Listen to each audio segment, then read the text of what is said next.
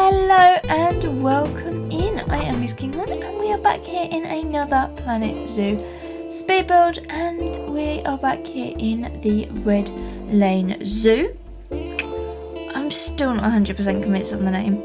I've got to be honest, I'm rubbish at picking names for anything, whether it be zoos, whether it be cities, whether it be builds in The Sims, whether it be houses or anything like that. I am rubbish at coming up with names for them, even YouTube videos. So if you want this zoo name change, let me know. I haven't done any kind of graphics with it on. I have done some graphics and you'll sort of see them in the screenshots at the end or even in the intro video, but they're very kind of generic, and I've kind of done that to the point where I had in mind that it might change, because I'm not happy with it, but I don't have anything better to change it to, so yeah, we'll have to sort of see about that one into there and what we actually come up with. So yeah, give me some suggestions. What should we probably call this place? Into here, but you might have spotted by the thumbnail, the title of today's video, or even the intro video of the animal that we are putting in here. So yeah, we are working on a red crowned crane, tongue twister, of a habitat here. So we're creating a kind of a bit of an aviary. I feel like I wanted something that as soon as you sort of walked into the zoo, that was going to draw you in. And the location wise, it's up at the very top of that sort of hill. So as you come in that sort of sweeping entrance build, which is going to expand, that's going to be coming in the next bit. Sneak peek, that's next. You're going to come up that sort of slight increase, rise into there, and then this is what's going to be in front of you. Now, I've not done it perfectly square. Well, it is square to the build. I made sure about that. Anyone who has been in any of my other videos knows square's not really a thing. It's not quite central, and that's because there's going to be an additional build on the side. You'll see that later on, and it will square it all off. So if you're looking at that as it is now, it isn't quite even, but the whole thing is once it's all sorted. Yeah. I spent ages rearranging and moving and kind of making sure this was all in the right place. So yeah, wanted to get that point out. It looks off now, but once it's in, it's in. Into that. So yes, I wanted an animal that was going to be quite fun, and a little bit different, for sort of your zoo entrance as well. So I kind of was going along with the crane. It's going to be a bit of a funny animal for this zoo, I have to be fair. I actually have planned pretty much all of the animals that are going in here. At the moment, obviously, some are pack dependent, and so there is a little bit of flexibility when it comes to that. And obviously we have a Planet Zoo birthday coming up soon as well, so maybe there's another animal coming. We've had a few animals over the last couple of years. I think every year we have got an animal. So looking forward to that. Maybe that can go in as well. We will have to wait and find out. Also, kind of hoping, obviously this is an aviary in here, and these birds do fly in the wild. They are sort of large-winged animals into here. Obviously there is no flying birds or animals in Planet Zoo. Hopefully, fingers crossed but not holding my breath, that changes. I would love to see them actually use this habitat. So this habitat is slightly too small for the 4 that I have in here, and it's always a toss up between style and space. And I mean, if I just give them the 4 sort of fenced walls and nothing else in here, there's obviously going to be enough space. And I do overplant this, I have to be fair, and you'll see that later on.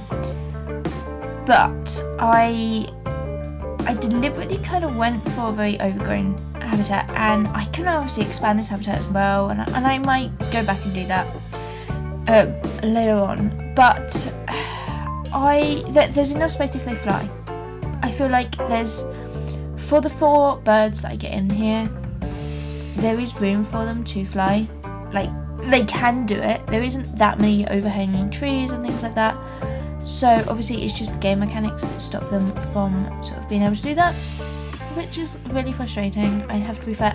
But it's frustrating in a case of I build these habitats that are amazing, they're cool, they're funky, and all of that, and then they can't really be used to their full extent, and I feel really bad that I kind of build these habitats and then they're not really usable in the way that I want them to be. But obviously I'm working within the game mechanics and we don't have flying animals yet. Hopefully one day, maybe soon, possibly, please. But enough on that. So yes, we do have 4 of them in here now, because obviously they pair up for life. I kind of needed a sort of rounded number into here, so we have 2 males and 2 females. At the moment we don't have any babies. I kind of play with the game paused, I have to be fair. So the animals kind of went in quite late into this build. I really wanted to get this fern in. Sorry, it's completely off topic, but I really wanted to get it in and it was just too big. So yeah, that had to go.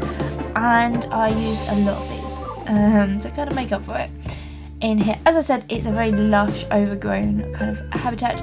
The plants I get in aren't necessarily the plants that the animals like. Again, it was another sort of toss-up and what works and what looks good.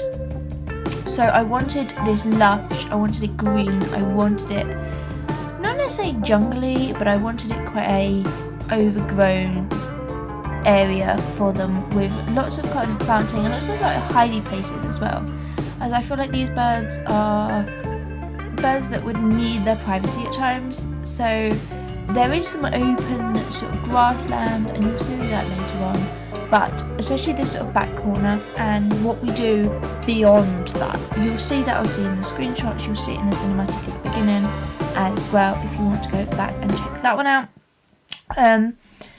I kind of build around this habitat and make it quite a thick kind of plants all around it to kind of give it that look of it being quite a dense built-in area, and that it's been here a while, which is what I really wanted.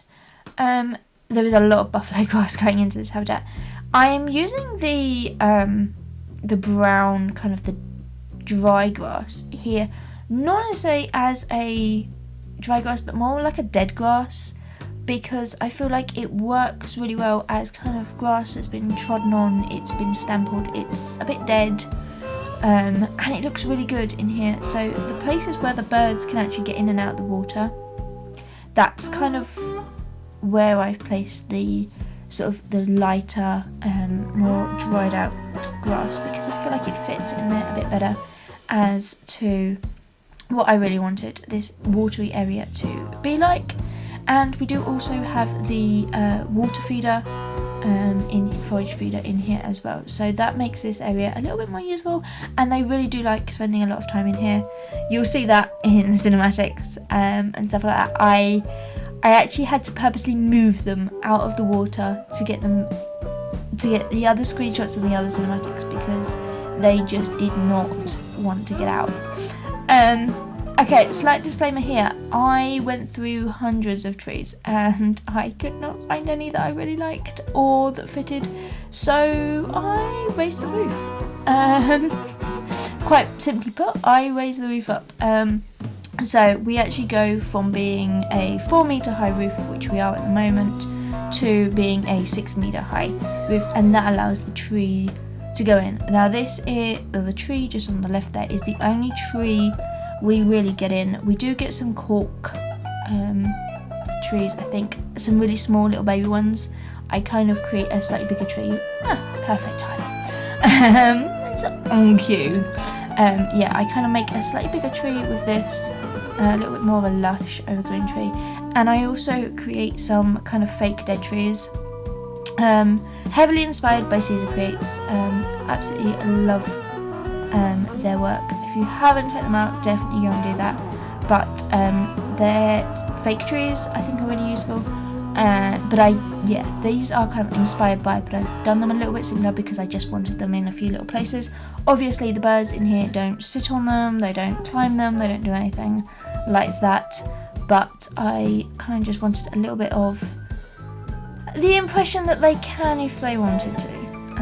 So I think we end up with maybe 3 or 4 sort of trees in here that are kind of semi-buried in there, in amongst all of the foliage and stuff for them. I gotta be honest, they do have a really big hitbox, and a lot of this again was a case of style over sort of animal quality and space. The little sort of tufts of grass, I'm not entirely sure what they're called off the top of my head, but they have a really big hitbox, and I had to move a couple of them around when it came to just finding that little niche of where I can get a couple of extra meters into here. So, and a few of the rocks I get in, I've done a couple, but there is a lot more rocks to come in. I've sort of lowered as well, so I have kind of gone back through afterwards and checked that they can walk everywhere and that they can access everything, and it's not quite so steep and things like that, and just tried to make it the best I possibly could for them, because I didn't want it to be too small and too restrictive. The buffalo grass they can just walk straight over, which is perfect for what I really wanted. A sip of juice. And so I think the whole look of this habitat is actually really good. It's going to kind of be the theme I'm going for this whole sort of zoo. So being that kind of lush green. Now obviously this zoo is based in North America. I can't actually remember where I pinpointed it on the map. I feel like I told you last week, but that was like 2 weeks ago. And I can't remember when I have for breakfast, so let alone anything else into there. But yes, if you haven't checked out the entrance build and all of that, I will pop a card up in the top corner so you can go and check that out right now. Before you watch too much more of this series, obviously it is all playlisted as well, so you can definitely check all that out and save the playlist so you can watch them all as they come up into there as well. But I kind of wanted this sort of lush greenery in here. Now I did say earlier that the plants aren't all the right ones for the biome. They're not all North American, they're not all temperate. They're also, on a lot of them, aren't the right ones for the animals either. But they worked really well, so that's why they kind of had to go in here. And I feel like I've said it a lot, it's a case of style over the animal needs, and I feel like for this one I can kind of get away with that. My voice, oh, okay, that's a bit better. Yeah, I'm still getting over my cold or the flu or whatever on earth it was. I literally felt like I was dying. I have to be fair, it was horrible. I certainly don't recommend it to anyone. It's been going on what, 2.5 weeks now, and I don't seem to be getting any better. It doesn't really matter what I do to fix it, but anyway, we are on to the inside building for the animals in here. Now I have a slight disclaimer, I have not seen the animals use this. They can access it, but I never saw them actually come in here, so yeah, there's that. But I think it gives that nice little impression that they do have somewhere that maybe overnight they do get shut in here. No, it's very basic, it's basically 4 walls. I do put in some other bits and pieces for them, you'll see that later on. There's a couple of enrichment pieces in here too, as more of a way to draw them in here.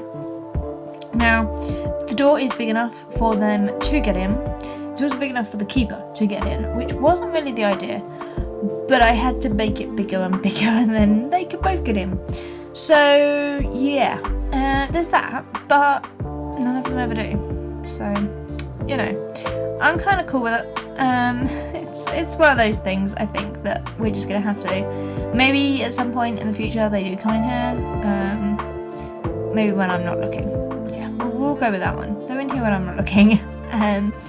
For that, but we've kind of got a plaster floor in here in a nice kind of grey, very sort of simple under there, and then I've put a really light blue kind of look on the top that I thought would be a nice little suggestion, that maybe it's the sky, a little bit lighter sort of colours into there.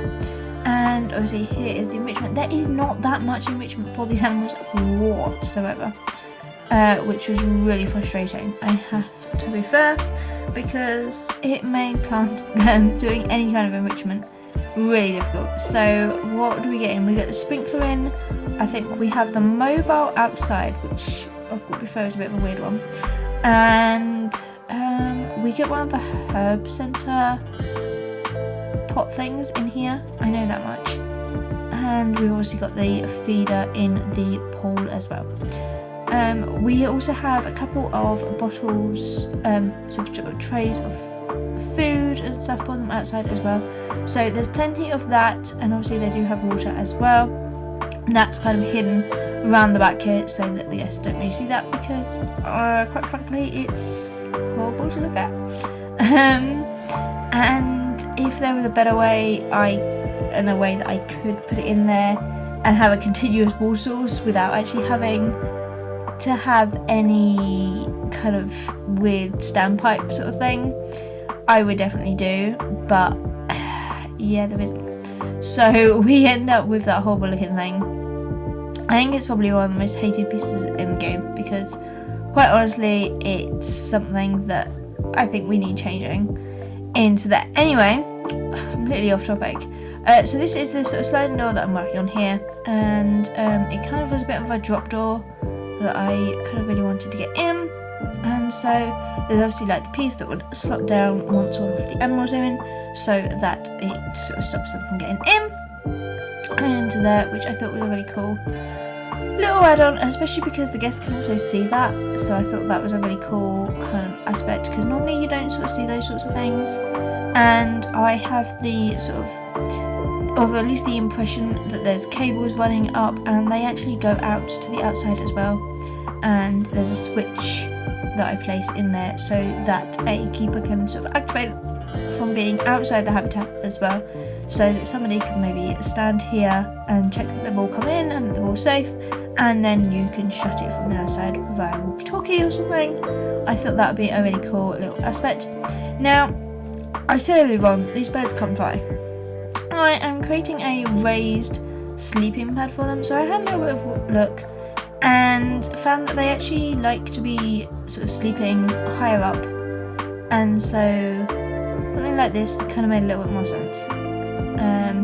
So it's just kind of two really simple little rails into here that I thought were just a really nice little touch into there, just to get them up off the ground and sort of somewhere to sleep in here. They didn't really want like hay or leaves or anything to sleep on, so I was kind of a bit stumped with what else to put in there. So I thought that nice little area where they could come in and sit higher up would be perfect for them. And now we are outside, so we don't keep it as the breeze blocks that we have everywhere else. I have placed on the outside here sort of the same sort of cladding that we have on the entrance building. Now, slight disclaimer, I go through and change some of these colours later on, and I go back to the entrance building as well and change all of that because I don't really like it. So the colours of these will change, and just to make it look a little bit more realistic, I think, as well, that some of them are a bit weathered, maybe some have been replaced, something like that. I thought that would be the perfect kind of combo for what we have into here. So, as per usual, I'm only giving you a slight little taste of what I do. I'm just doing this front here, and we're gonna magically do the rest of it for you. Basically put, because otherwise we'll be here forever, and this video is already way too long. So if you're new here, I try to keep it anywhere between like 15 to sort of half an hour, depending on kind of the video and what we're actually doing. I really struggled with kind of editing. I feel like I've built it and it takes so long that it feels mean to cut it all out. And my voice is going again. Oh. So yeah, that's why these are pretty long, and I'm sorry for that. But hopefully they're not too bad into there that it's unwatchable. I am going to try and make these slightly longer than what I would normally do. So these are kind of going to be around about 25 to 30 minutes. Simply because I don't think you can really get everything done, especially when this build took like, at least like the recording of it was probably close to maybe 4 hours. And I have let a lot of this game run, which normally I'm very sort of heavy with my cutting, but I felt like today I wanted you to sort of see what I do. So that's why there is a lot of it in here, and I show you all of the planting and stuff. In the future, I can't necessarily guarantee that that's going to happen, but I feel like that's something I really want to try and sort of let you see as much as I possibly can of these kind of builds. What do you prefer? What is kind of your perfect sort of length? Do you like the shorter videos? Are you okay with the slightly longer ones? Let me know down in the comments. I would love to know kind of your ideas and your feedback and anything like that, anything to improve this kind of content. And also including my voice. How can I fix that? Into there as well, because yeah, it's getting frustrating at this point.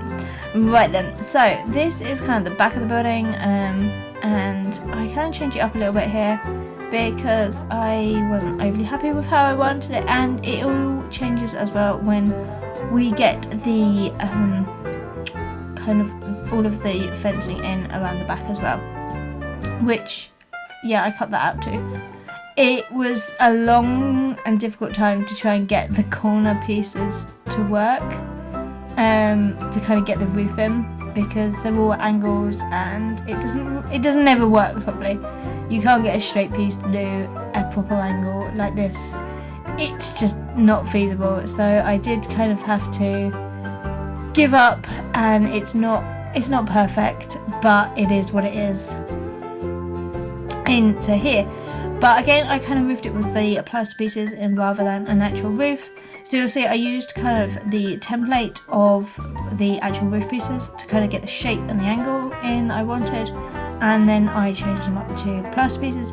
This just gives me that sort of same look that I've got on the other buildings as well, especially because the entrance is a flat black roof like this. And although this one is pitched, it works out really well that we kind of have these, at least the same roof. I went through all of the roofs and trying my best to find one that I really liked, but I struggled.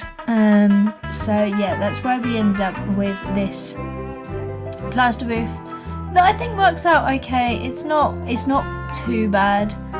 It's not necessarily my first choice of roofing kind of measures, but I think it works. So yeah, it's just something that I think we're going to have to live with. Into there, and this gutter in, this took forever. That would be simple, right? But no, and it's too far apart, and so I end up having to put a bit of an angle in it. Now, the roofing pieces that actually came in the base game actually has an angled piece. This new one from the new one, it's a bit old, but anyway, the one from the conservation pack, that is, it doesn't have those curved pieces. It has a right angle, which looks really, really weird and just wouldn't work. So this kind of all changes up, and yeah, I kind of have to end up changing the whole sort of thing that I really wanted into here, but it now works into there. But anyway, we are at the end of this, so see you next time for another one. But until then, stay happy and stay building. Bye everyone!